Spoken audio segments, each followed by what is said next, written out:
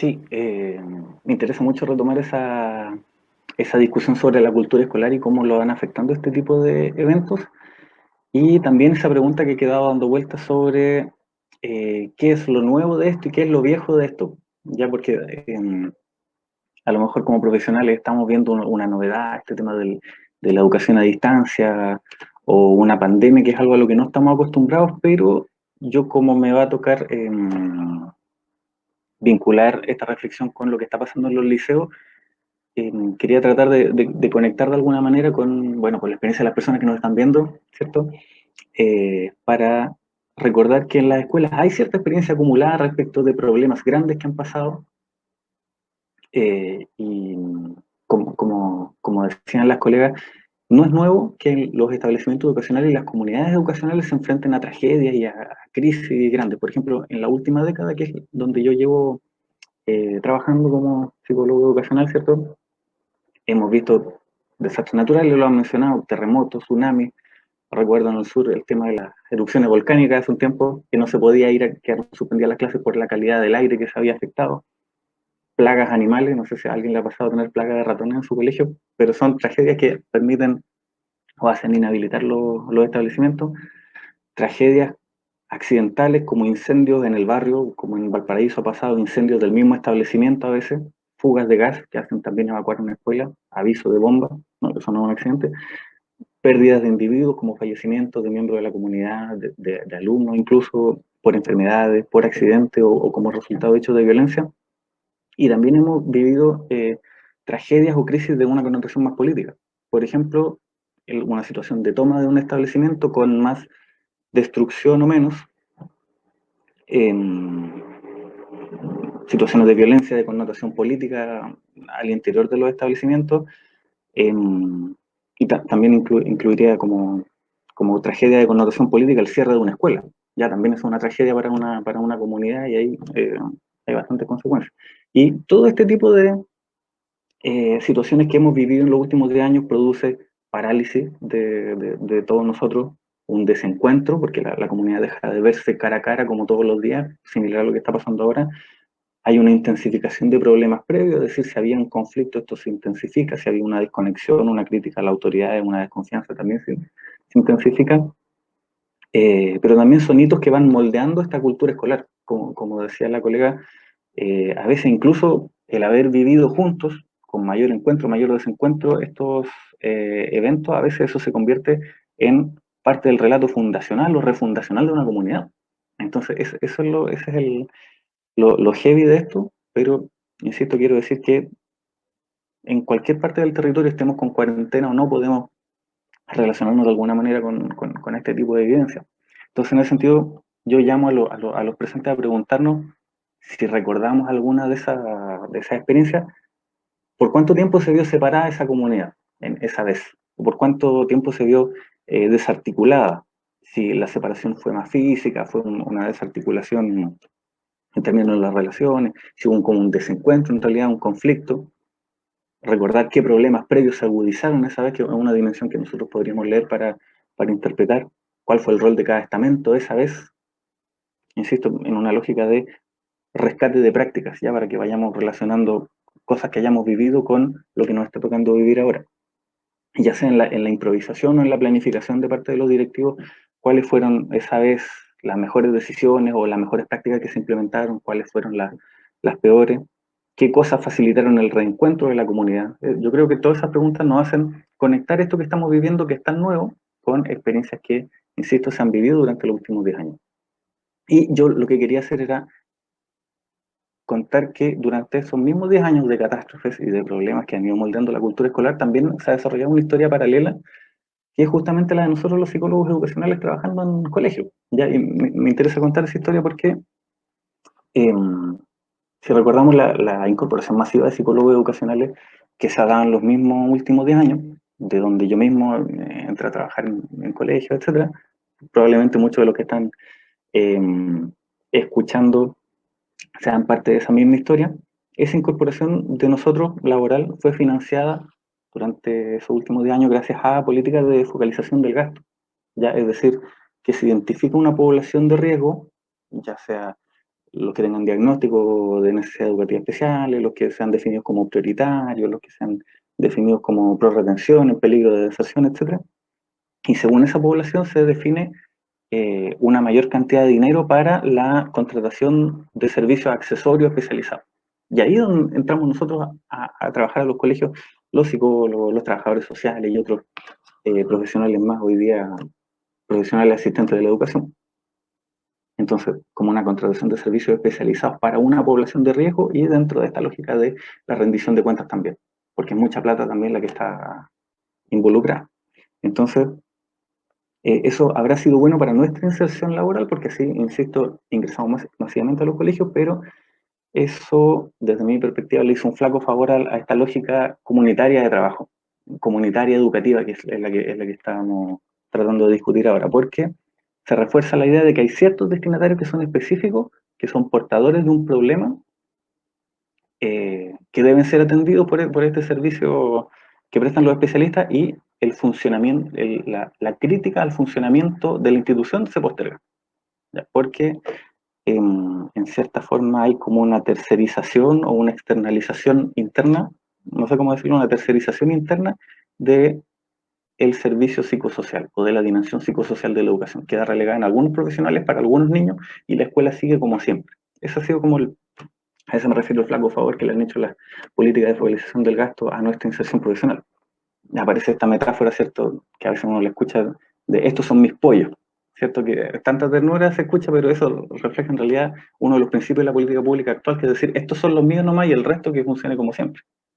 Entonces, bueno, quería dejar eso dando bote para decir que cuando se juntan estas crisis como la que estamos viviendo ya, la pandemia o las otras que nombré, y la disponibilidad laboral de psicólogos, pero en esta lógica de focalización del gasto, aparecen fenómenos puntuales que son los que yo he visto por lo menos en varios colegios, y es la primera oleada, cuando apareció esto de la pandemia, fue la demanda por los tips.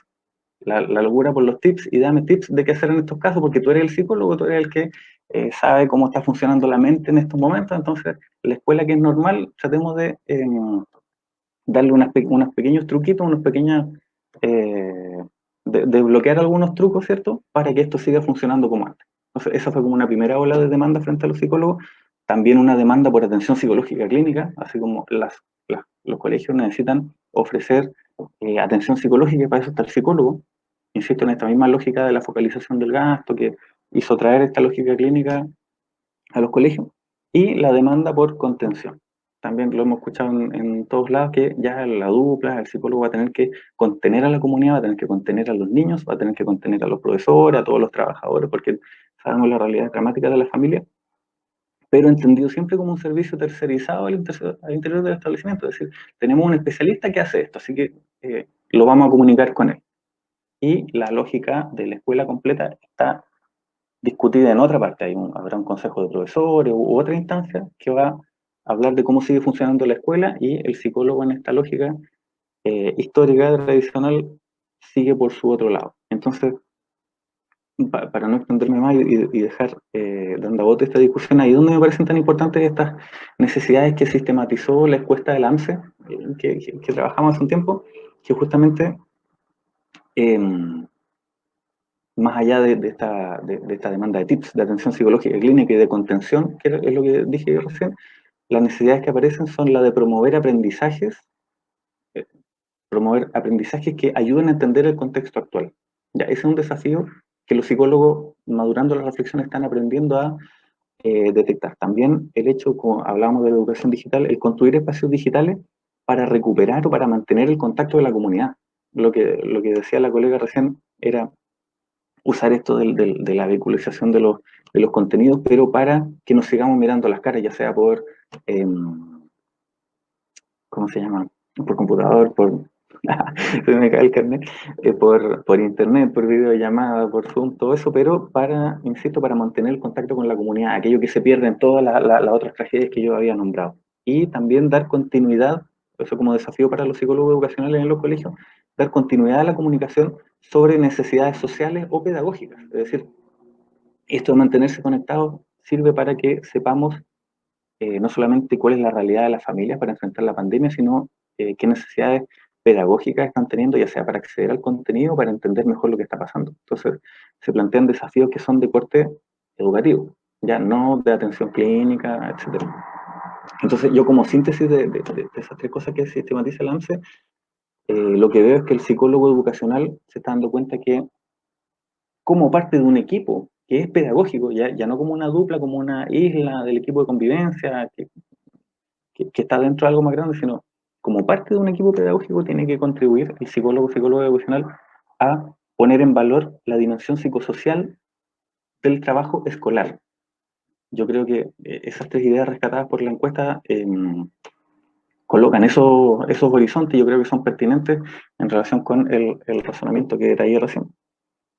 Y bueno, esa reflexión ha permitido madurar ciertas ideas que en el caso de donde yo trabajo ha madurado el equipo de convivencia escolar en el que se inserta la dupla, en el que estoy inserto yo, que no sé si decirlo ahora o lo dejamos para después las preguntas, pero quería hacer esa reflexión primero para situar la demanda que estamos recibiendo los psicólogos y cuál podría ser la propuesta en términos más abstractos. Ajá. Como quieras, Loris, como tú es pertinente, digamos, si lo dejamos para más adelante, porque después vamos a observar, digamos, los comentarios que estaban apareciendo por Facebook en relación a preguntas o observaciones, reflexiones, digamos, pero Mire, podemos seguir discutiendo con esto. lo podría enumerar, como lo tengo Sí, aquí por supuesto, en un dale. apunte. A lo mejor Sí, si eso dinamiza la conversación, puede ser Claro, criticable, etc. Ya. súper.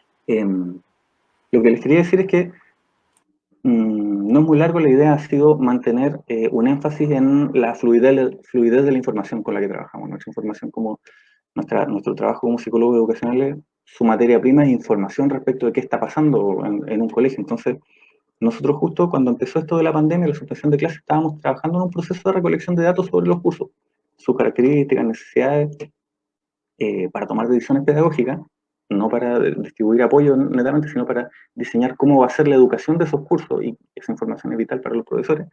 Y esa estrategia de recolección de datos le da mucho protagonismo a los profesores jefes o profesores tutores, e implica un contacto directo con las familias para saber cómo están, si están recibiendo información del liceo por una parte, si hay algo de lo que debamos enterarnos nosotros, pero, insisto, se ha tratado de dinamizar el flujo de la información, porque sobre eso se pueden tomar decisiones, tanto de apoyo psicosocial como pedagógicas, que son el giro de la escuela, digamos.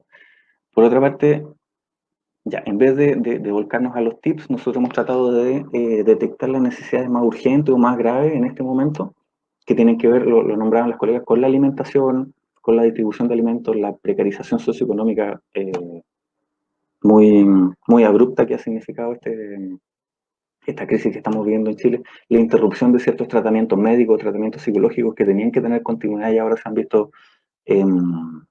dificultados. Y la idea es que no solamente se organiza información para satisfacer eh, esa demanda inmediata, sino que también es información sobre cómo lo están pasando las familias, qué problemas están teniendo, si se sistematiza para que sea el equipo pedagógico completo el que tenga información para repercutir, como digo, en decisiones pedagógicas. Y entonces eso no queda solamente en que el equipo de apoyo va a distribuir apoyos, sino que esa información nos ayuda a saber, a caracterizar el estudiantado que estamos atendiendo. Entonces, esa tarea que es tan inmediata y tan concreta tiene que alimentar decisiones pedagógicas.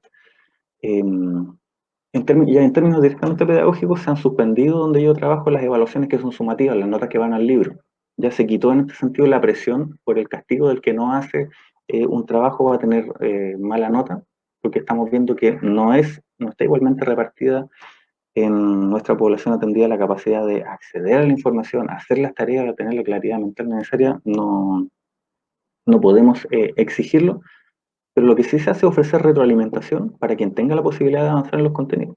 Y en ese sentido los contenidos también quisiera comentar que se han seleccionado, se han priorizado para poner énfasis en aquellos que permiten entender mejor la realidad que estamos viviendo. En ese sentido, la escuela contextualiza y adapta el aprendizaje que debe promover para que sea una herramienta para enfrentar en mejor pie esta crisis. Pensemos que hay tanta información circulando que es dañina, que es errónea, tantas fake news, tantos estereotipos, los estereotipos de las distintas nacionalidades que están eh, eh, siendo alimentadas por la prensa y por todo esto de la crisis sanitaria. Entonces, tiene que haber una propuesta educativa que vaya en contra de los estereotipos y que vaya a favor de saber procesar de manera más racional y más responsable la información. Entonces, los contenidos de la escuela también se han tenido que adaptar a eso. Una última cosa, la forma que ha adoptado la contención es el contacto en tiempo real, digamos, o el tiempo lo más real posible, lo más posible, es decir, tratar de reemplazar cuando se pueda esto de enviar una guía o de enviar una información por el trabajar por Zoom, viendo las caras de los chicos, viendo las caras de los apoderados, haciendo llamadas telefónicas, pero para poder hablar, como decía la colega, recuperar el vínculo, mantener ese vínculo, y uno se da cuenta que también uno parte hablando de temas escolares, pero aparecen los temas, aparecen los desahogos, aparecen los dramas familiares, que son información relevante para tomar más decisiones pedagógicas eh, más adelante. Entonces eso cumple una doble función. Y en ese sentido, quiero cerrar entonces lo que quería decir con la idea de que, o sea, la idea que dije al principio, con la idea de que la escuela cumple un rol social y un rol pedagógico. Y hay que recordar que la institución eh, escolar es aquella que conecta a las personas con el Estado, conecta a las personas con los servicios, con los apoyos, con las personas que ven todos los días, cumple esa función que es social, ¿ya? Eh, y no hay que perderle, nosotros estamos tratando de, insisto, mantener ese vínculo con las familias que muchas veces lo único que les impide quedar solas frente a la pandemia para procesar toda esta información, etcétera. Pero hay que recordar que si bien es un centro social, no es un centro comunitario, no es de una interacción neutra, sino que justamente la escuela no debe en esta pandemia dejar de modelar o en buenas cuentas de enseñar la manera de encontrarnos o de hacer frente a esta crisis. Entonces, así quería volver a cerrar la idea de que justamente la idea es que la escuela presente una propuesta de cómo se enfrentan las crisis en comunidad. Y eso es un aprendizaje que es capaz de moldear la cultura. Y eso creo que es la esperanza que colocamos en la escuela.